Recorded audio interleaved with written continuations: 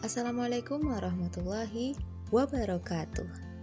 Halo, perkenalkan nama saya Alicia Rahmadini dari kelas 20A Prodi PGSD FKIP Universitas Riau. Video kali ini saya buat untuk memenuhi tugas UTS mata kuliah telaah kurikulum. Adapun pembahasan yang akan dibahas pada video ini adalah tentang kondisi setiap perubahan kurikulum dalam sistem pendidikan di Indonesia. Coba perhatikan gambar berikut. Kira-kira dengan melihat gambar ini, apa yang ada di benak Anda? Ya, ini merupakan kondisi ruang kelas di suatu sekolah pada zaman dahulu, tepatnya di era 1940-an. Kemudian, coba perhatikan kembali gambar pada layar ini.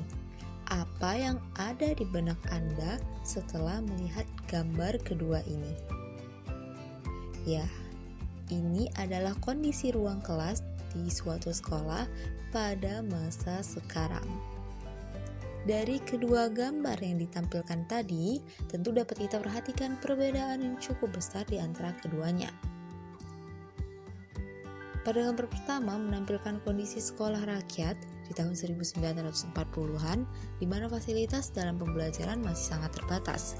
Sedangkan pada gambar kedua, dapat kita lihat fasilitas pendidikan di masa sekarang yang serba dipengaruhi oleh teknologi. Lalu, apa yang menyebabkan perbedaan yang sangat signifikan pada pendidikan di Indonesia setiap waktunya? Ada berbagai faktor penyebab perbedaan dalam sistem pendidikan di Indonesia pada setiap masa. Salah satunya dikarenakan perkembangan zaman dan juga ilmu pengetahuan dan teknologi yang ada di dunia ini, serta faktor lainnya. Sehingga sistem pendidikan turut serta dalam melakukan penyesuaian demi mendidik generasi bangsa yang dapat bersaing dalam ketatnya perkembangan zaman dan globalisasi. Karena perkembangan ilmu pengetahuan dan teknologi berpengaruh pada kurikulum pendidikan nasional, maka dapat kita katakan bahwa perbedaan dari sistem pendidikan dahulu dan saat ini erat kaitannya dengan perubahan kurikulum pendidikan nasional dari waktu ke waktu. Sebelum membahas lebih jauh tentang kondisi setiap perubahan kurikulum sejak awal hingga saat ini, mari kita mengenal dahulu apa sih sebenarnya kurikulum itu. Jadi, menurut Undang-Undang Nomor 20 Tahun 2003 tentang Sistem Pendidikan Nasional, Pasal 1 Ayat 19 dikatakan bahwa kurikulum itu adalah seperangkat rencana dan pengaturan mengenai tujuan, isi, dan bahan pelajaran serta cara yang digunakan sebagai pedoman penyelenggaraan kegiatan pembelajaran untuk mencapai tujuan pendidikan tertentu. Dalam sejarah sistem pendidikan di Indonesia, sudah seringkali terjadi perubahan kurikulum demi menyesuaikan sistem pendidikan dengan perkembangan zaman. Adapun dari awal hingga masa sekarang di Indonesia itu sudah terjadi 11 kali perubahan pada kurikulum.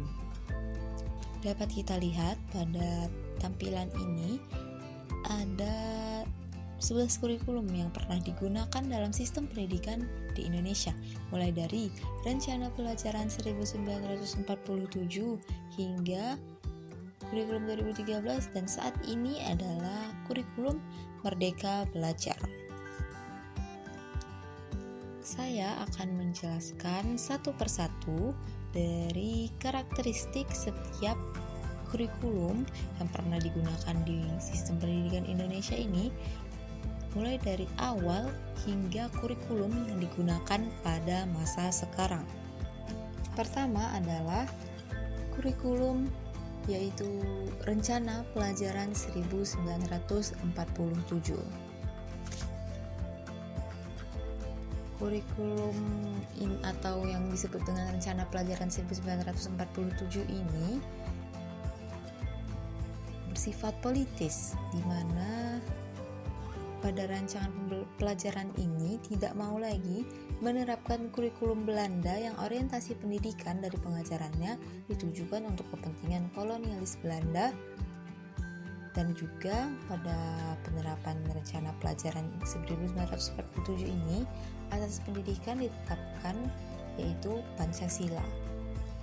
Tetapi karena situasi perang revolusi, maka rencana pelajaran 1947 ini baru diterapkan pada tahun 1950. Jadi tidak heran terkadang kurikulum ini disebut dengan kurikulum 1950. Susunan rencana pelajaran 1947 sangat sederhana, hanya memuat dua hal pokok, yaitu daftar mata pelajaran dan jam pengajarannya, serta garis-garis besar pengajarannya.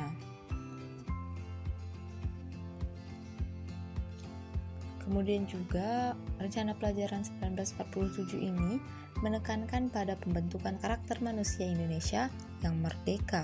Adapun kelebihan dari kurikulum ini yaitu mencerminkan kesadaran sebagai bangsa yang berdaulat.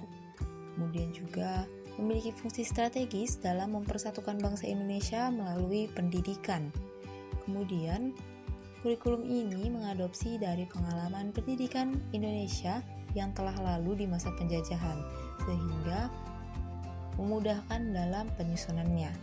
Sedangkan kelemahan dari kurikulum ini selalu dibayang-bayangi pendidikan zaman penjajahan, sehingga seringkali mengarah pada pola pengajaran penjajah, serta belum memiliki orientasi ranah kognitif dan psikomotor, namun lebih dominan ke arah afektif.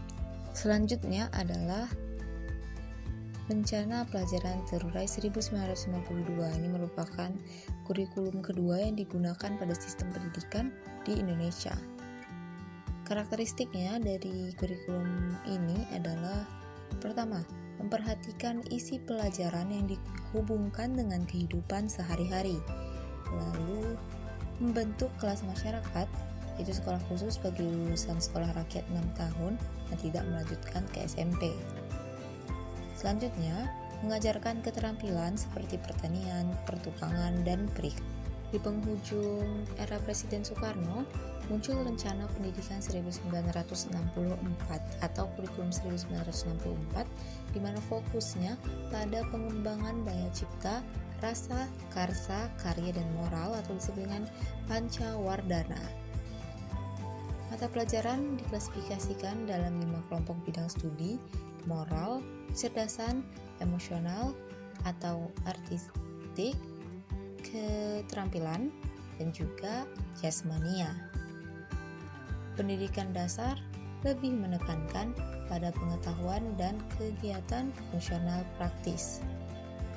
Lanjut pada kurikulum ketiga yang diterapkan pada sistem pendidikan di Indonesia, yaitu Kurikulum Rencana Pendidikan 1964, di mana kondisi ataupun karakteristik dari penggunaan kurikulum ini yaitu berharap rakyat mendapat pengetahuan akademik untuk pembekalan pada jenjang SD. Lalu kurikulum ini menitik beratkan pada pengembangan daya cipta, rasa, karsa, karya, dan moral. Lalu cara belajar dijalankan dengan metode disebut gotong royong terpimpin.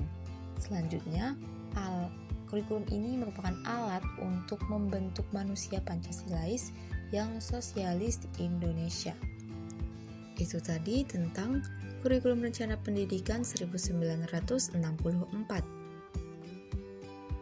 Lanjut ke kurikulum berikutnya yang diterapkan, yaitu Kurikulum 1968, di mana karakteristik dari kurikulum ini yang pertama, struktur kurikulum pendidikan dari Pancawardhana menjadi pembinaan jiwa Pancasila, pengetahuan dasar, dan kecakapan khusus. Jadi pada penerapan kurikulum ini terdapat ciri khasnya, yaitu perubahan struktur kurikulum pendidikan. menuju pembinaan jiwa Pancasila, pengetahuan dasar dan kecakapan khusus tadi. Kemudian perwujudan dari perubahan orientasi pada pelaksanaan UUD 1945 secara murni dan konsekuen. Kemudian juga menekankan pendekatan organisasi materi pelajaran, yaitu ada 3 kelompok besar bidang studi, itulah kelompok pembinaan Pancasila, pengetahuan dasar, dan kecakapan khusus. Kemudian, muatan materi pelajaran bersifat teoritis, tak mengaitkan dengan permasalahan faktual di lapangan. Kurikulum 1968 ini juga bersifat politis, di mana mengganti rencana pendidikan 1964 yang dicitrakan sebagai produk Orde Lama. Kurikulum 1968 ini juga menekankan pada pendekatan organisasi terkait Pancasila, serta muatan materi pelajaran yang bersifat teoritis, serta titik beratnya pada materi apa saja yang tepat diberikan kepada siswa di setiap jenjang pendidikan. Kelebihan dari penerapan kurikulum 1968 ini yaitu kurikulum ini menjadi pedoman penyelenggaraan pendidikan secara nasional. Namun penerapannya di daerah atau di masing-masing sekolah itu diberi kebebasan menurut situasi dan kondisi daerah atau sekolah yang bersangkutan. Adapun kelemahan dari kurikulum ini adalah walaupun sudah ada pembelajaran keterampilan, namun pada prakteknya kurikulum ini masih kurang memperhatikan pembelajaran praktek. Selanjutnya, kurikulum yang kita gunakan pada zaman dahulu sebelum tahun 2000-an itu ada kurikulum 1975, di mana karakteristik dari kurikulum ini yang pertama berorientasi pada tujuan, yaitu pemerintah merumuskan tujuan yang harus dikuasai oleh siswa yang lebih dikenal dengan hierarki tujuan pendidikan.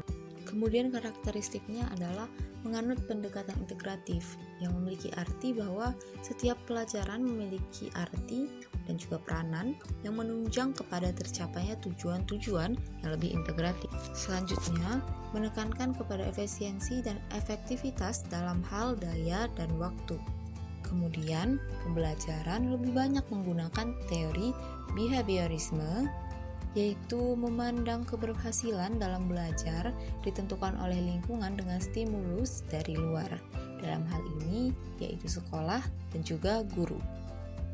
Kemudian juga pada kurikulum 1975 ini, metode, materi, dan tujuan pengajaran dirinci dalam prosedur pengembangan sistem instruksional atau PPSI. Dikenal juga istilah satuan pelajaran, yang ini rencana pelajaran setiap satuan bahasaan. Setiap satuan pelajaran dirinci lagi, ada petunjuk umum, tujuan instruksional khusus atau TIK, materi pelajaran, alat pelajaran, kegiatan belajar mengajar, dan evaluasi. Selanjutnya adalah kurikulum 1984, di mana karakteristik dari kurikulum ini adalah yang pertama, terdapat beberapa unsur dalam GBHN 1983 yang belum tertampung ke dalam kurikulum pendidikan dasar dan menengah. Kemudian, terdapat ketidakserasian antara materi kurikulum berbagai bidang studi dengan kemampuan anak didik. Lalu, terlalu padatnya isi kurikulum yang harus diajarkan hampir di setiap jenjang. Lalu penerapan kurikulum 1984 ini, materi pelajaran dikemas dengan menggunakan pendekatan spiral. Di mana spiral di sini adalah pendekatan yang digunakan dalam pengemasan bahan ajar berdasarkan kedalaman dan keluasan materi pelajaran. Kurikulum ini juga sering disebut kurikulum 1975 yang disempurnakan. Kurikulum 1984 ini mengusung proses skill approach. Meski mengutamakan pendekatan proses, tapi faktor tujuan tetaplah penting. Lalu kelebihan dan kelemahan dari kurikulum 1984 yang diterapkan dalam sistem pendidikan di Indonesia. Yang pertama kelebihannya, yaitu kurikulum ini memuat materi dan metode yang disebut secara rinci, sehingga guru dan siswa mudah untuk melaksanakannya. Kemudian, prakarsa siswa dapat lebih dalam kegiatan belajar yang ditunjukkan melalui keberanian memberikan pendapat. Selanjutnya adalah kurikulum 1994, di mana karakteristik dari kurikulum ini adalah: pertama, pembagian tahapan pelajaran di sekolah dengan sistem catur bulan. Hal ini diharapkan agar siswa memperoleh materi yang cukup banyak. Kemudian, pembelajaran di sekolah lebih menekankan materi pelajaran yang cukup padat, yaitu berorientasi kepada materi pelajaran atau isi dari materi pelajaran yang diajarkan tersebut. Selanjutnya, bersifat populis, yaitu yang memberlakukan satu sistem kurikulum inti untuk semua siswa di seluruh Indonesia. Selanjutnya, kurikulum 1994 ini terjadi pengulangan materi yang dianggap sulit perlu dilakukan untuk pemantapan pemahaman siswa. Kemudian, pendekatan penguasaan materi atau content created oriented memberatkan siswa. Beban belajar siswa terlalu berat karena banyaknya mata pelajaran dan banyaknya materi atau substansi setiap mata pelajaran. Selanjutnya kita memasuki kurikulum yang diterapkan pada era 2000-an. Selanjutnya itu adalah kurikulum berbasis kompetensi yang diterapkan pada tahun 2004. Adapun karakteristiknya adalah menekankan pada ketercapaian kompetensi siswa yang baik secara individual maupun klasikal. Selanjutnya berorientasi pada hasil belajar dan keberagaman. Kemudian, penyampaian dalam pembelajaran menggunakan pendekatan dan metode yang bervariasi. Sumber belajar bukan hanya guru, tetapi juga sumber belajar lainnya yang memenuhi unsur edukatif. Selanjutnya, penilaian menekankan pada proses dan hasil belajar. Kurikulum berbasis kompetensi atau KBK ini pada dasarnya menekankan pada adanya pendelegasian kewenangan yang lebih besar kepada sekolah dalam hal pelaksanaan dan pengembangan pencapaian sasaran kurikulum. Kelebihan dari penerapan kurikulum ini adalah mengembangkan pembelajaran yang berpusat pada siswa. Selanjutnya, guru diberi kewenangan untuk menyusun silabus yang disesuaikan dengan situasi dan kondisi sekolah. Selanjutnya ada kurikulum KTSP 2006, di mana KTSP ini menekankan pada ketercapaian kompetensi siswa baik secara individual maupun klasikal. Peserta didik dibentuk untuk mengembangkan pengetahuan, pemahaman, kemampuan, nilai, sikap, dan minat yang pada akhirnya akan membentuk pribadi yang terampil dan mandiri. KTSP berorientasi pada hasil belajar atau learning outcomes dan keberagaman. Penyampaian dalam pembelajaran menggunakan pendekatan dan metode yang bervariasi. Sumber belajar bukan hanya guru, tetapi sumber belajar lainnya yang memenuhi unsur edukatif. Penilaian menekankan pada proses dan hasil belajar dalam upaya penguasaan atau pencapaian suatu kompetensi. KTSP ini juga disebut dengan kurikulum tingkat satuan pendidikan, di mana diterapkannya pada tahun 2006. Selanjutnya adalah kurikulum yang baru-baru ini telah diterapkan beberapa tahun belakang, yaitu kurikulum 2013, di mana karakteristik dari penerapan kurikulum ini mengembangkan keseimbangan antara sikap spiritual dan sosial, pengetahuan dan keterampilan, menempatkan sekolah sebagai bagian dari masyarakat, memberi waktu yang cukup leluasa untuk mengembangkan berbagai sikap, pengetahuan dan keterampilan dalam penerapan kurikulum 2013 ini di sekolah, kemudian mengembangkan kompetensi yang dinyatakan dalam bentuk kompetensi inti kelas yang dirinci lebih lanjut dalam kompetensi dasar mata pelajaran. Kurikulum 2013 ini